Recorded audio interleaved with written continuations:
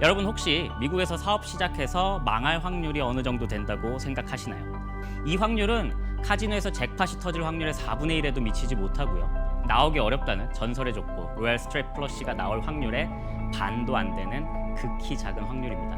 호미로 막을 것을 가래로 막는다는 옛말이 있듯이 모든 문제는 발생한 뒤 해결하는 것보다는 발생하기 전에 예방하는 것이 최선입니다. 그렇다면 우리가 미리 알고 준비할 수 있는 부분들이 있지 않을까요?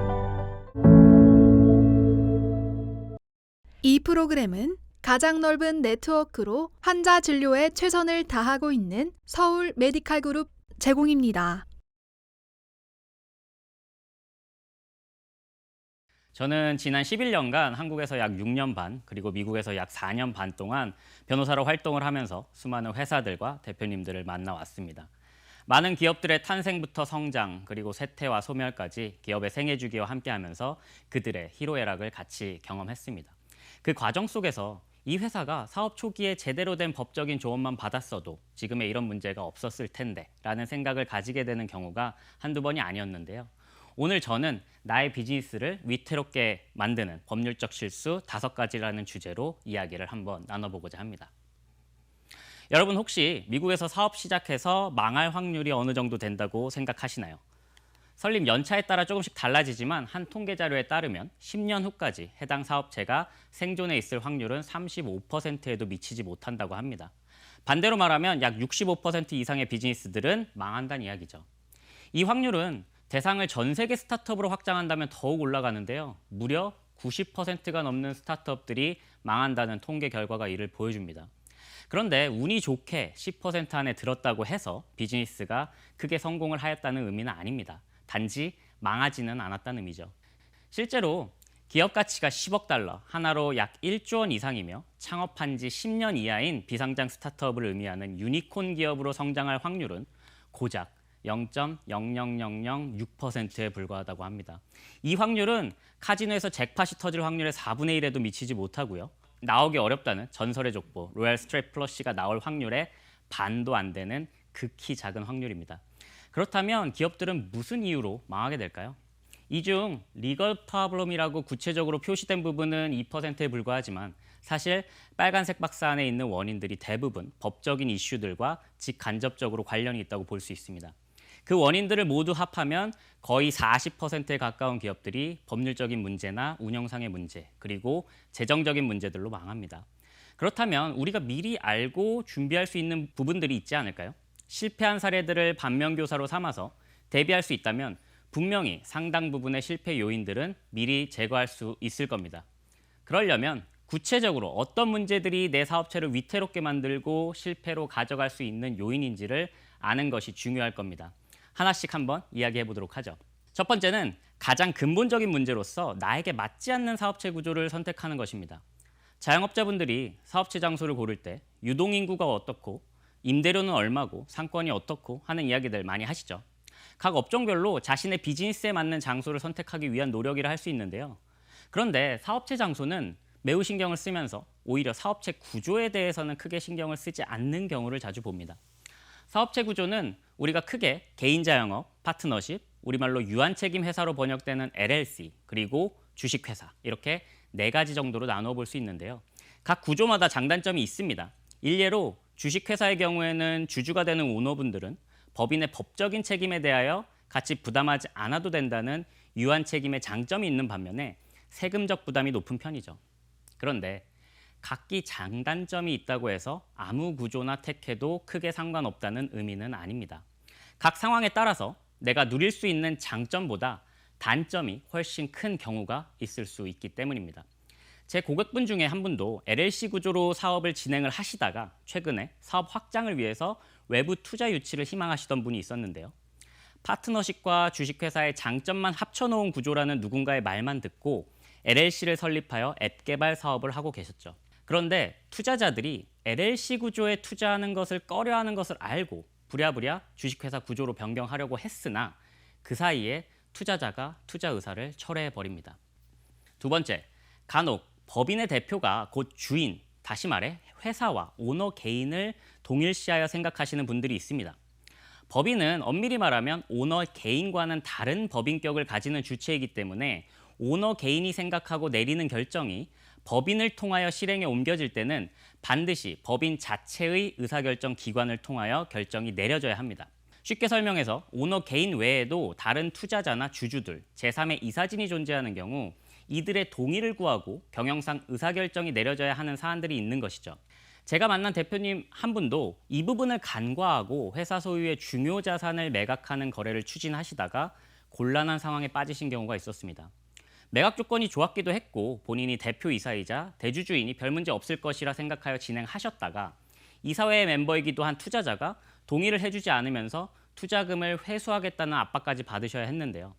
아무리 작은 회사라 하더라도 모든 의사결정은 회사법상 절차에 따라 이루어져야 한다는 점 꼭 기억하실 필요가 있습니다.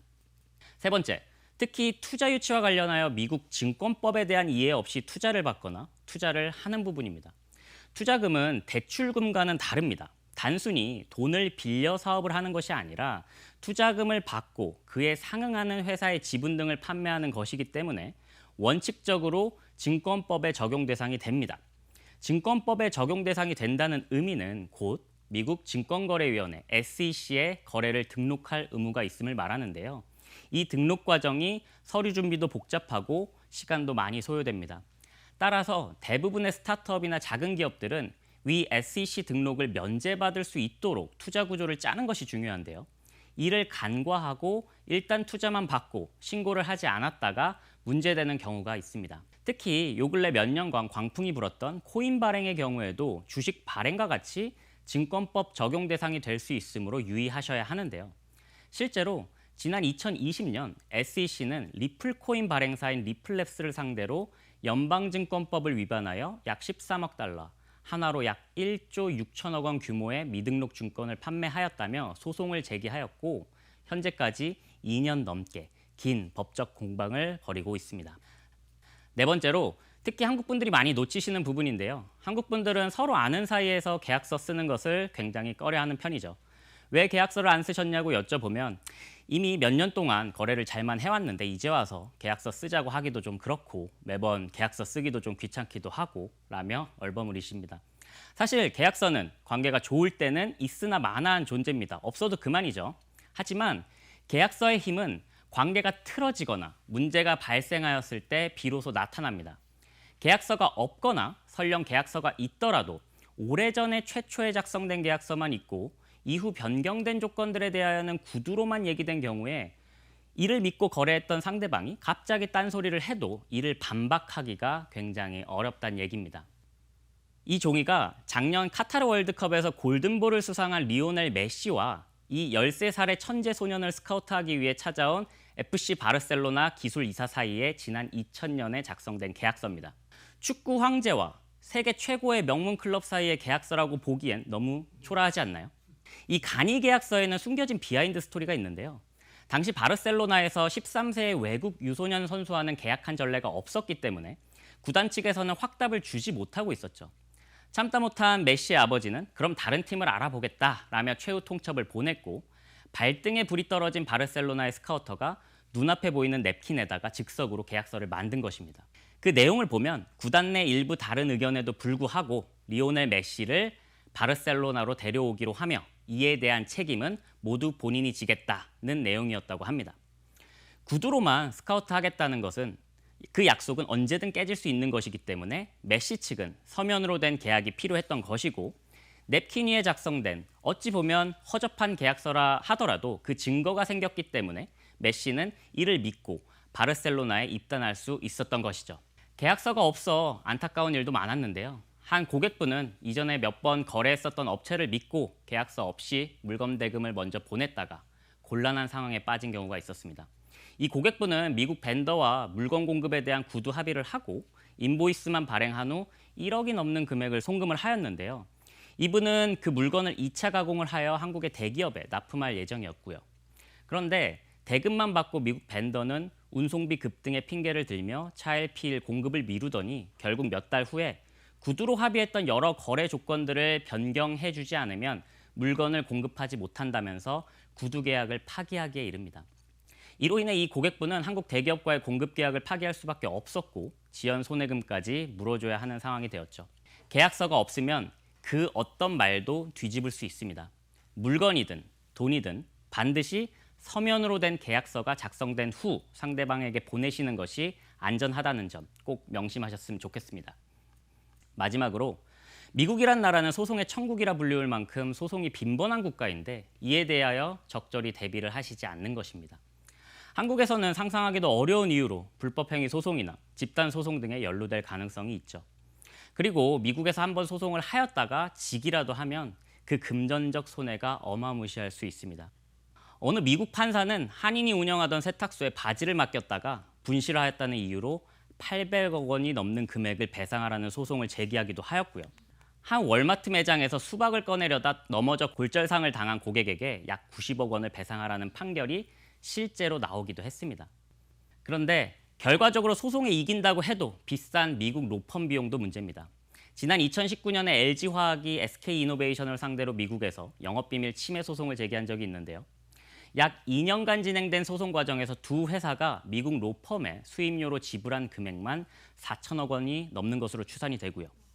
그 외에도 애플과 삼성의 특허 소송에서 1억 달러 이상의 변호사 비용을 사용한 것으로 알려지고 있죠.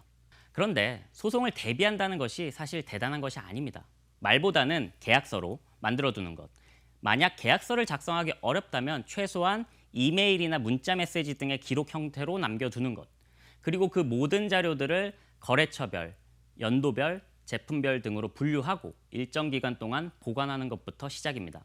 특히 미국 소송에서 가장 비용이 많이 발생되는 절차 중 하나인 디스커버리 증거조사 절차에서 우리가 이러한 증거 자료들을 사전에 잘 준비해 두었다면 소송에서 승소할 가능성도 높이지만 변호사 비용도 줄일 수 있는 일석이조의 효과가 있음을 기억하시면 좋겠습니다. 오늘 많은 분들이 자주 범하는 법률적 실수 5가지를 살펴보았는데요. 미국의 여성 최초 노벨문학상 수상자이자 유명 소설가인 펄 벅의 명언을 마지막으로 오늘 강연을 마치고자 합니다. 모든 큰 실수에는 이를 다시 불러와서 어쩌면 바로잡을 수 있는 찰나의 순간, 중간 지점이 존재한다. 요즘 대내적으로 사업 환경이 어렵습니다. 미국에서 사업하시는 모든 대표님들 힘내시고 더욱 번창하셔서 한국인이 창업한 미국의 대기업들이 많이 나왔으면 좋겠습니다. 감사합니다. 이 프로그램은 가장 넓은 네트워크로 환자 진료에 최선을 다하고 있는 서울 메디칼 그룹 제공이었습니다.